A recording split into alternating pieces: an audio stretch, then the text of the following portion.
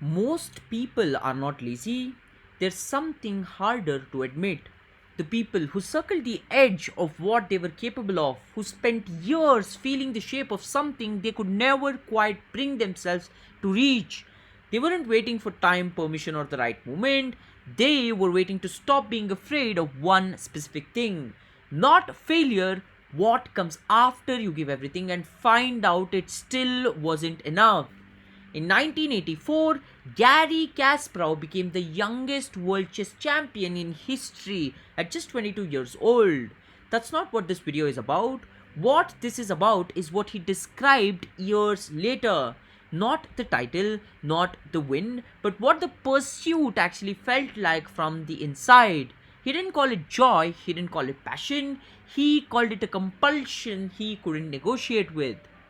He would go on to lose a single game, not a tournament, a game, and feel what he could only describe as structural wrongness, like a room where one wall is slightly off angle, an architecture of discomfort that wouldn't permit him to sleep, to eat without distraction, to not be present fully in a conversation until he'd sat back down at the board and found whatever he'd actually missed.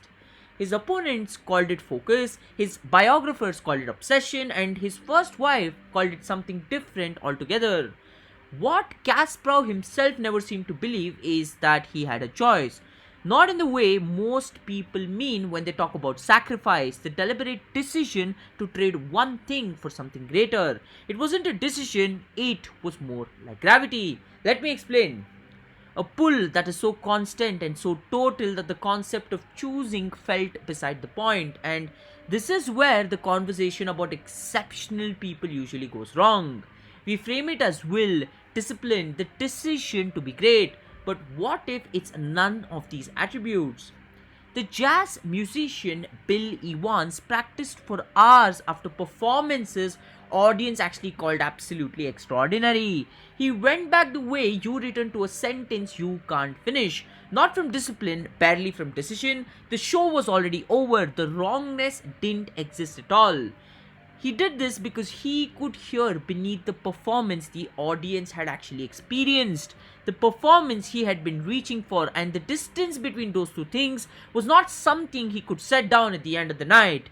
His journals don't describe this as dedication, they describe it as haunting. He was haunted by the version of the music that almost arrived.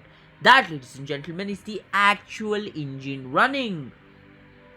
Not ambition, let me be very clear, because ambition is actually desire, something you reach toward because you actually want it.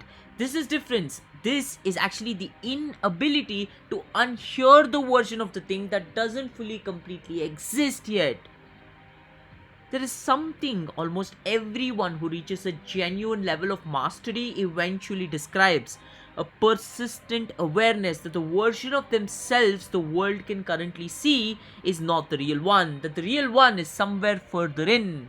Some people can feel the ceiling of what they currently are, and the feeling of that ceiling pressing down, constant, slightly suffocating, is more uncomfortable than whatever the pursuit would actually demand of them. The pursuit at least offers movement. This is a refusal to accept the ceiling as the final measurement of what is actually possible.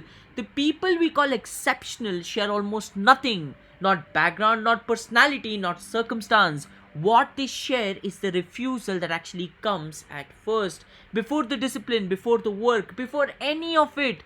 The refusal to be only what they currently were, and it does not feel like montage, it does not feel like anything you choose if comfort were on the table. It feels like a splinter in the mind, a question that will not wait for a convenient time.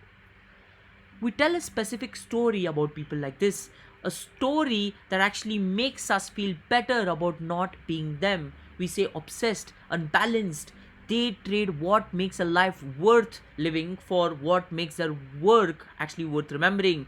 And we say it with something that presents itself as compassion, but let me be very honest, and I want you to be honest with yourself. It's actually closer to relief, because if the exceptional person is broken, if the price of that level of achievement is your relationships, your peace, your ordinary human pleasures, then choosing not to pursue it at that particular level, that is actually not failure, it's wisdom, it's health, it's knowing yourself. What it leaves out is quieter and more inconvenient. The people who felt the pull and decided it cost too much, who built a perfectly good life around the edges of it, they are not in most cases more at peace. They also carry something along with them. The writer with a finished manuscript in a drawer she never sent, the architect who spent his career building other people's version, the athlete who retired 2 years before she found out how far the thing could actually go. They didn't talk about it, but somewhere down the line that actually exists as well. A quite uninvited thought that arrives in the middle of the ordinary moments.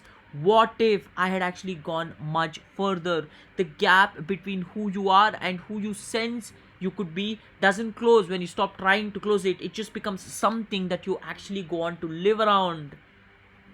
There are two costs actually, not one. The cost of pursuit, the uncertainty, the damage to the life you build around yourself, the real possibility of giving everything and arriving somewhere with nothing left to show, and the cost of the ceiling, the quiet, ongoing weight of never finding out, of a life built carefully around the edges of one thing you are most afraid to actually try.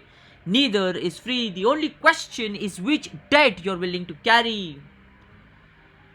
Kasparov retired from professional chess in 2005. He had held the world number one ranking for all but 1 month of the previous 20 years. In interviews afterward, he was asked repeatedly whether he missed it. He was quiet for longer than interviewers actually expected. Then he said, I didn't miss chess, I missed the feeling of not being completely inside something, of there being no separation between me and the problems. He paused.